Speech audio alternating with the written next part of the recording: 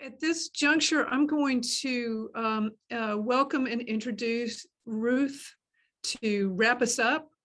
Ruth is the president and CEO of the Washington Regional Association of Grantmakers. But Ruth is here to give us a summary of our morning, and we're so grateful to have her. Thank you, Ruth.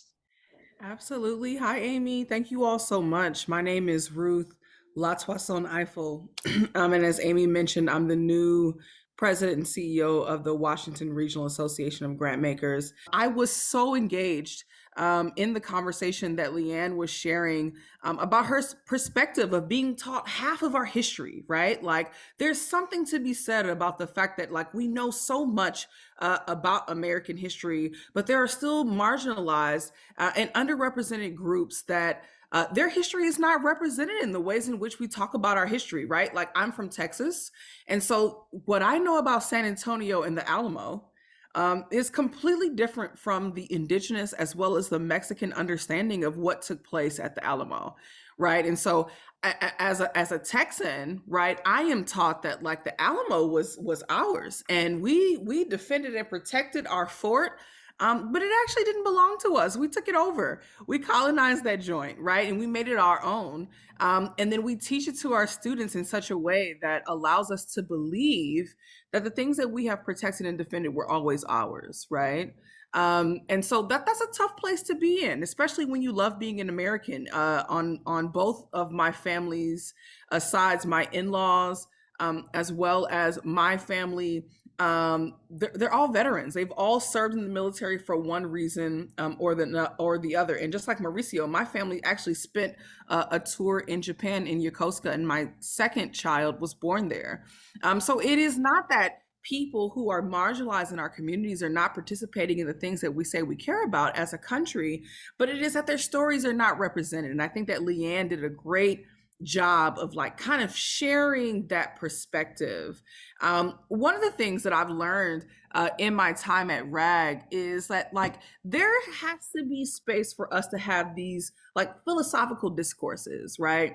Mauricio shared a lot of things to help to educate us. But at the end of the day, if you can't ask me that tough question and I can't answer that tough question in a safe space, we've not done what we're supposed to do. And what I see Amy doing with us is create this safe space for us to say, okay, here's what I've heard. And then, like, I expect in a couple of weeks for someone to pick up the phone and call Amy and call Mauricio and call Leanne and Nikki and Val Marie and say, okay, so listen, I heard this thing. Here's what I was taught. Here's my perspective. What should I be relearning and unlearning in order to be nasty and in order to be dangerous for the communities that I say that I care about? And that's what we want to do, right? That's the purpose of meetings like this, to present something to you that allows you to recognize that, like, maybe the things that are going on in our society are a little bit far removed from when we had to struggle to accomplish the things that have made themselves into fruition on this day. And so, I was late to our call because I was on the phone with a corporate funder, and I was trying to talk to them about how their CSR, corporate social responsibility, and their volunteerism efforts, like, what does it mean for that to be engaged in a socially just and racially equitable future for the DC, Maryland, and Virginia region, like this national capital region that we live in and work in. And so, though I apologize for having to be late, what I recognized was that the conversation that I had this morning is so much aligned to the conversations and the interactions that you all were having today. And so, even with Nikki and Val Marie, you heard them share quite a bit about housing and housing innovation, right? Our region has shown that the housing crisis in DC proper has had a compounding effect on the housing crisis in the supporting and surrounding counties and communities of DC, right? And so you don't live in DC, your kids don't live in DC, that's not where you pay taxes, that's not where your kids go to school. But there's something that's happening in DC that is having a direct effect on your ability to effectuate change in your communities. And so I bring that to the fore with support of Amy as one of my board members to say, like, what does it mean if we were to find the most difficult issues that have been compounded in our region collectively, and to address those things with a mindset of being a social change maker, as Mauricio mentioned, right? There is something to be said about us asking ourselves the difficult questions, and for us to say to ourselves, like, yo, there's some things that we have to explore that are outside of our comfort zone and that require us to rethink, reimagine what it means for us to be citizens of this region and to be global citizens, right? And so when you think about what's next for you, when you think about your engagement with the Community Foundation, and you even think about your funding priorities, would you not consider what it means for you to say, this is what we've always funded? How could I present something next year or the year after that says to Amy, you know what, I've asked myself this question of what it means for the most marginalized, historically marginalized, and socially underrepresented communities. What does it mean for me to say to them, my funding this year and next year is going to look different because I care about the impact that it has in your community?